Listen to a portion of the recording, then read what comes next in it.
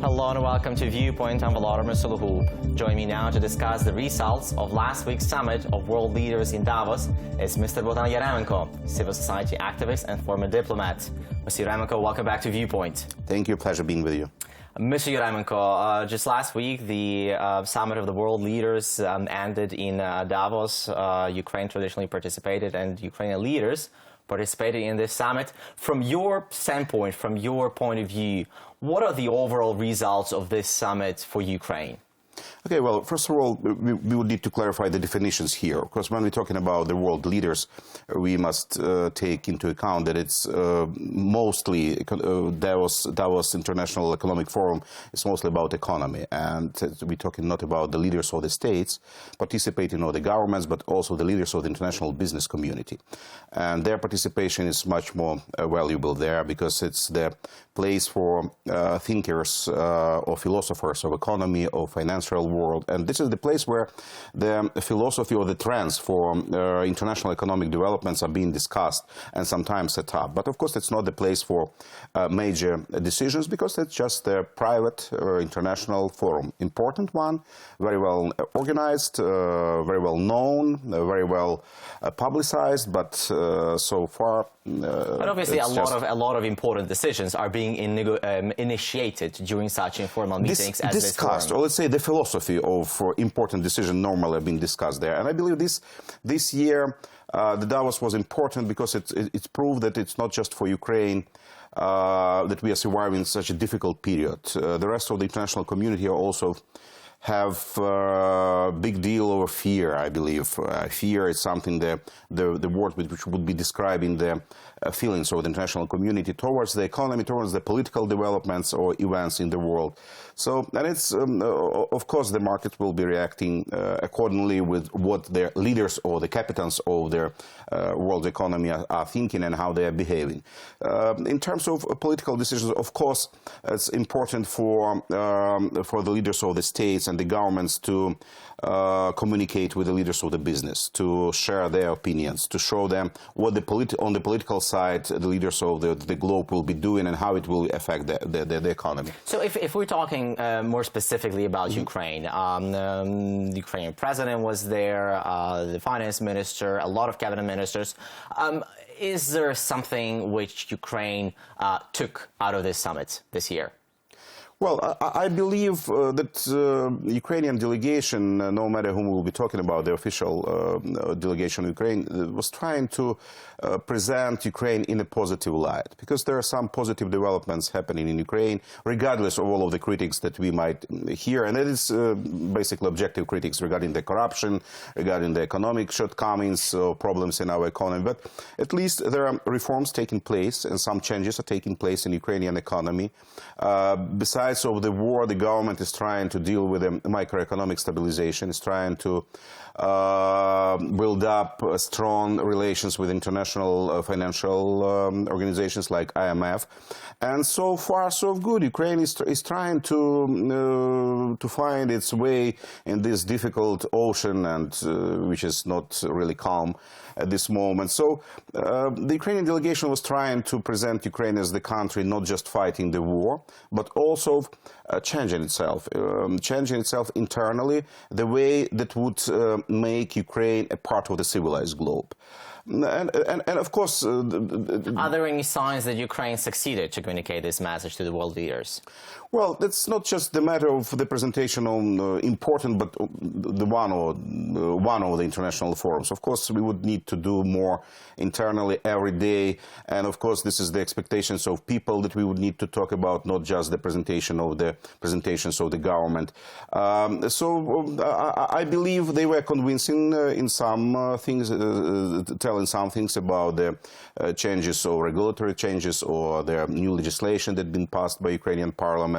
But generally speaking, of course, Ukraine has the image of the poorly developed and poorly managed country, and it will take time to change this attitude towards Ukraine and this opinion about our country. Mr. Yaremenko, can we talk a bit about diplomacy and some of the statements which were made during the Davos forum by Ukrainian delegation? For example, the finance minister announced that during 2016, Ukraine plans to initiate the process of returning Crimea back to Ukraine. In your opinion, how will they be doing this? Well, first of all, we must understand that the Minister of Finance was making a statement on behalf of Ukraine, and she was just repeating the words that was previously addressed by the President Poroshenko to the press on his annual press conference. He declared that this year Ukraine would try to initiate the Geneva Plus format to discuss Crimea or to bring Crimea back to the format of the international negotiations with Russia. So she was not trying to make a statement, a political statement on her own.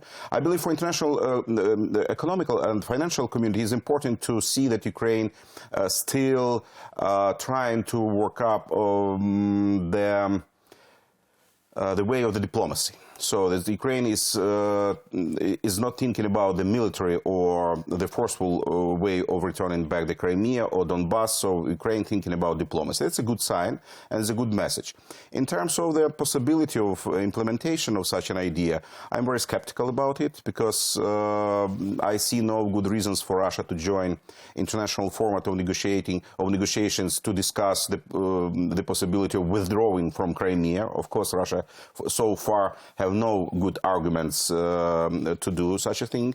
So from my personal point of view, it would be much more instrumental to try to bring the Crimean issue back on the table in the format of Normandy or in the format of Minsk agreement. Because the result of the last year is that the Minsk agreement has never been implemented. And so isn't it the sign that the Minsk format or the Normandy format is not effective in the negotiations of the war in Ukraine, and that's why Ukraine is trying to bring more participants, namely the EU and the US? Of course, Normandy is not effective because it's not bringing the result, especially for Ukrainians. But in terms of engaging Russian negotiations, it's an effective format and the only one existing. So this is a difficult, really complicated position for Ukraine. Do you think if we were talking about the negotiations in any format, about returning back the Crimea, that Russia would even consider sitting at the table on these negotiations? Yes, I doubt that Russia would do so. And from the point of view of the tactics of negotiation, it would be rather instrumental to try to discuss some issues of occupation, not of the deoccupation, but I mean the issues of the human rights violations. So there are a lot of things happening. Basically, Russia is violating everything in Crimea.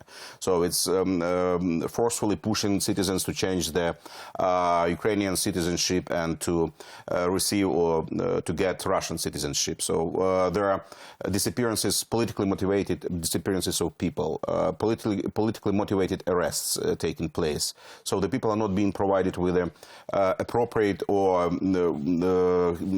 legal assistance or with any legal assistance on the by the minimum standard. So there are a lot of things that Russia would probably start to discuss under the sanctions, under the international pressure. So there are, at least in my opinion, there are ways to bring Russia at the table of negotiations to negotiate or to discuss some particular issues concerning the occupation. But of course, and it would be good result enough for Ukraine, at least to reopen the issue of Russia's occupation on the international fora. But this straightforward way of trying to engage in Russia in the format of new negotiations or to create the new format of discussion, it's premature, at least from my point of view. So, Mr. Yaremenko, in your opinion, as a former diplomat, what would it take for Ukraine to return the Crimea, or rather for Russia to give back the Crimea?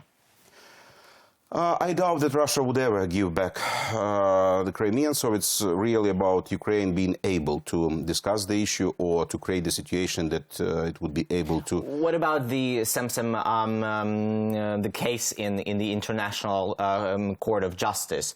Do you think that Ukraine should file the case with the ICJ, and if the ICJ rules that the annexation was illegal, that Russia will abide with the decision? The possibility of going to the international courts with with Russia on the Crimean issue is highly unclear. So we don't know which courts would be more instrumental, or even what is the possibility of Russia agreed on this, or international court to agree to discuss such a thing or to file the case. There are much more can be done at the level of the European human rights court. So, but of course, the issue that can be discussed over there or can be brought to this court, it's not about the occupation or deoccupation. It's about the compensations, the violation of international law, the violation of the human rights. So those cases against Russia, and so far Ukraine is doing less than is needed, really, and we see no success on the Ukrainian side. Yeah, it looks like some very bleak prospects for Crimea. Mr. Bohdan Yaremenko, many thanks for joining us, former diplomat and civil activist. We were talking about the last week's summit of world leaders in Davos and its outcome for Ukraine. I'm Volodymyr Solohub. Thank you for watching Viewpoint.